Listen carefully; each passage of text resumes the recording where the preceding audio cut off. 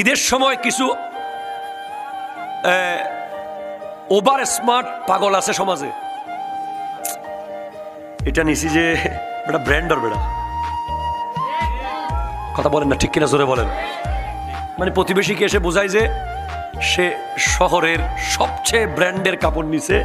এগুলো ঈদের দিন মসজিদে যাওয়ার সময় আসার সময় কিলোইস দৌড় হরিবে হটিয়ে আইবে,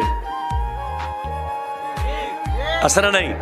কিন্তু যিনি শহর থেকে আসছে প্রায় সময় উনিও কিন্তু রিয়াজউদ্দিন বাজার থেকে নিছে, তাল থেকে। কিন্তু ভাবসাপে এমন, মানে প্রতিবেশীকে বোঝাতে হবে যে আমি শহরে থাকি, আমার কাপড় শহুরে, আমার জুতো শহুরে, আমার সব কিছু শহুরে, আমি শহরের মানুষ, তুমি গ্রামের মানুষ, এটা বোঝাতে হবে। আরেকজনের সাথে শুদ্ধ ভাষা বলে, অথচ তার ভাই যেটা বাড়িতে থাকে তার সাথে শুদ্ধ ভাষা বলে না। ওটা কেন আসস?